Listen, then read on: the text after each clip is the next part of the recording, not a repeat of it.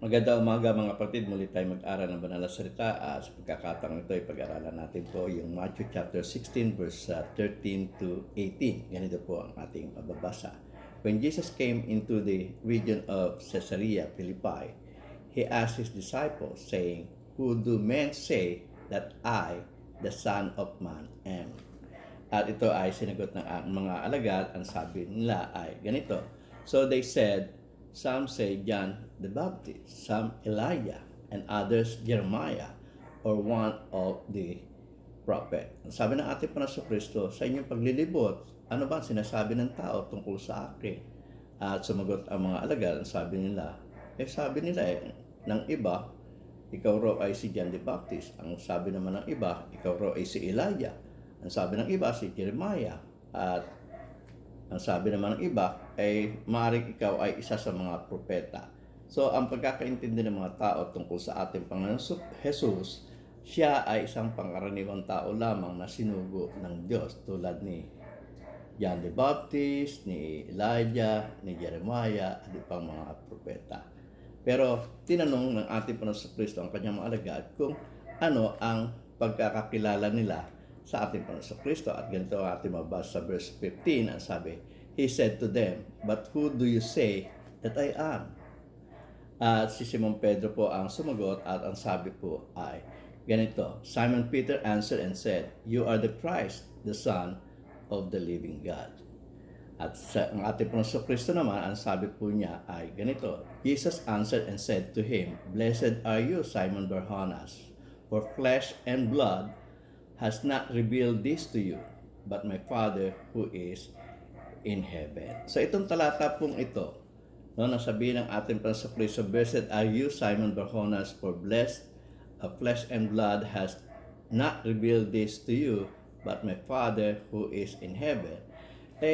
Ang kaisipan po ng ibang mga tao, ito po ay special revelation ng Ama kay Peter, na para bagang ngayon lamang, nung time na binigyan siya ng special revelation, doon lamang po nalaman ni Peter na si Jesus ang Kristo, ang anak ng Diyos na buhay. Tulad ng makikita po natin dito po sa illustration, at pansinin po natin yung illustration, kadikit na nila po yung krus, na ibig sabihin po, nung sabihin ni Pedro po ito sa ating Panginoon Kristo, yung pong konting araw na lamang, mamamatay ng ating Panginoon Kristo. Ibig sabihin po nito, nung sabihin po ni Pedro ito, na ando na po sa ending ng personal ministry ng ating Panginoon Kristo. Pero alam niyo po ba na alam na ito ni Pedro at ng iba pang mga alagad doon pa lamang sa beginning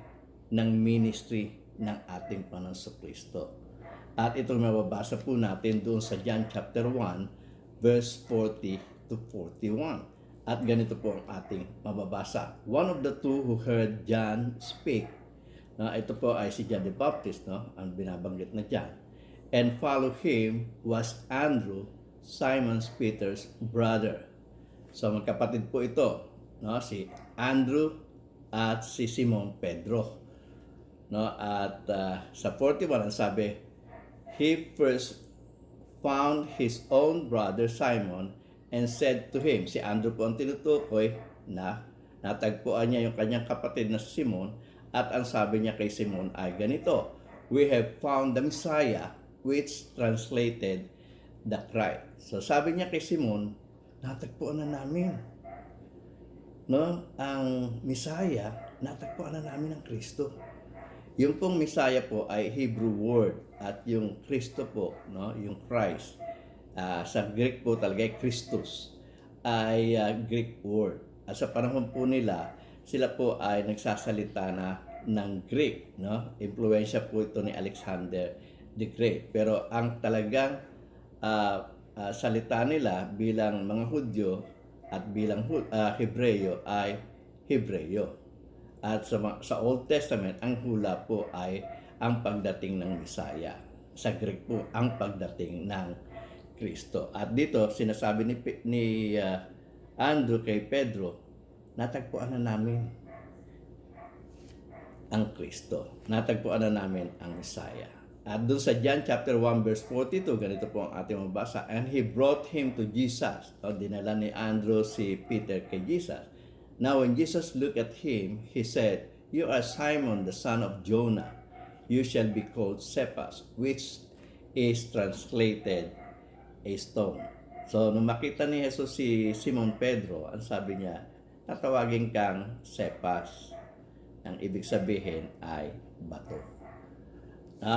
So, sa 43, ang sabi po ng banal na kasulatan ay ganito. The following day, Jesus wanted to go to Galilee and he found Philip and said to him, "Follow me." So, sumunod na araw naman po ay natagpuan naman po niya si Philip. So, tatlo na po yung nagiging alagad niya na sumusunod sa kanya. Si Andrew at yung kapatid niyang si Simon Pedro at si Philip. At ganito po ang mababasa natin. Sabi niya, "Follow me." Sa 44, sabi, "Now Philip was from Bethsaida, the city of Andrew and Peter." So, itong tatlong ito ay magkababayan. Papareho silang residente ng Bethsaida ng Galilea. So, sa 45, ganito po ang ating mababasa. Philip found Nathanael and said to him, "We have found him whom Moses in the law and also the prophets wrote, Jesus of Nazareth, the son of Joseph." So sabi ni Philip, nung makita naman niya si Nathanael, so apat na po yung nagiging po dito, alagad ng ating Panginoon Kristo, si Andrew, si Peter, si Philip, at ngayon naman po ay si Nathanael. At sinabi nga ni Philip kay Nathanael, "Natagpuan na namin yung isinulat ni Moses at ng mga propeta. Ito pala yung si Jesus na taga Nazareth, yung anak ni Jose, yung anluwagi." So, hindi makapaniwala si Nathanael dito. Sabi ni Nathanael doon sa 46, and Nathanael said to him, "Can anyone good come out of Nazareth?" Philip said to him, "Come and see." Sabi ni Nathanael, hindi yata ako makapaniwala na merong lalabas na maganda sa Nazaret. Sabi ni Philip, kung hindi ka maniwala, di sumama ka na lang sa akin at ikaw mismo ang makakita. So, ang sinasabi ni Philip dito, natagpuan na namin ang Kristo. Yung Kristong isinulat ni Moses at ng mga propeta. At dito, hindi pa naniniwala si Nathanael. So, ang ginawa ni Philip, dinala siya kay Kristo. At doon po yun sa 47, ang sabi po ng banal na kasulatan ay ganito. Jesus saw Nathanael coming toward him and said of him, "Behold, an Israelite indeed, in whom is no deceit." So sabi niya yung ating Panginoon Kristo, narito ang isang Israelita na walang daya. No? At sa 48, ang sabi ni Nathanael ay ganito. Nathanael said to him, "How do you know me?" Paano mo ako nakilala? Jesus answered and said to him, "Before Philip called you, when you were under the fig tree, I saw you." So makikita natin yung illustration. Kung titingnan po natin yung illustration, na nasa taas banda sa ang ating Panginoon Kristo, elevated portion, at si Nathanael at si Philip ay papunta sa kanya, ay natatakpan siya nung puno ng fig tree, no? At kahit na siya natatakpan, nakita siya ng ating Panginoon Kristo. So makikita natin, hindi pangkaraniwang tao ang ating Panginoon Kristo sapagkat nakikita niya na tumatagos ang kanyang paningin kahit ito ay nakukubera ng fig tree. At sa 49, ganito po ating mababasa. Nathanael answered and said to him, "Rabbi, you are the Son of God. You are the King of Israel." So sa sinabing iyon ng ating Panginoon Kristo, napabulala si Nathanael at nakumbinsi siya sa sinasabi ni Philip na sinulat ni Moses at ng mga propeta. At ang sabi niya nga, "Rabbi, you are the Son of God, the King of Israel." Kung tatandaan nyo, yun rin po yung sinabi ni Pedro, di ba? Ang sabi ni Pedro sa ating Panginoon Kristo, "You are the Christ." Ibig sabihin, you are the King, the Son of the living God. So, makikita natin dito pa lamang sa beginning of ministry ng ating Panginoong Kristo ay alam na ng kanyang mga naging alagad. Si Peter, si Andrew, tingnan po ninyo dito po sa illustration, si Peter, si Andrew, si Philip, si Nathaniel, ay alam na itong si Jesus, siya na nga ang Kristo, ang anak ng Diyos na buhay. Alam na si Jesus ang hari ng Israel, ang anak ng Diyos. Alam na nila itong si Jesus, ito yung mga sinulat, ito yung isinulat ni Moses at ng mga propeta na Messiah o kung liliwanagin ay ang Kristo. So makikita natin doon sa illustration, sabi ni Andrew, we have found the Messiah, which is translated the Christ. Sabi naman ni Philip, we have found him of whom Moses in the law and also the prophets wrote. At ang sabi naman ni Nathaniel, sa ating Panginoon Kristo, Rabbi, you are the Son of God. You are the King of Israel. So makikita natin, yung pong sinabi ni Pedro, doon po sa illustration pinakita natin nung una, na you are the Christ, the Son of the living God. Ito po ay hindi niya nalaman nung panahon na yon, kundi nalaman niya before ng panahon na yon, sapagkat bago pa lamang, nung nag-iumpisa pa lamang po ang ating Panginoong Kristo sa kanyang personal ministry.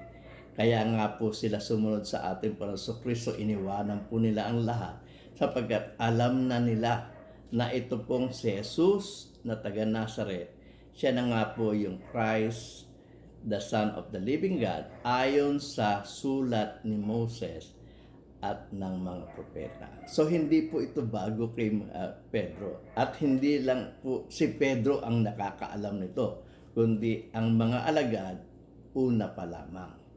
At sa pagkakasabi ni Pedro nito na you are the Christ, the Son of the living God, ang sabi naman ng ating Panginoon Kristo doon sa 18, and I say to you that you are Peter, and on this rock I will build my church, and the gates of Hades shall not prevail against it.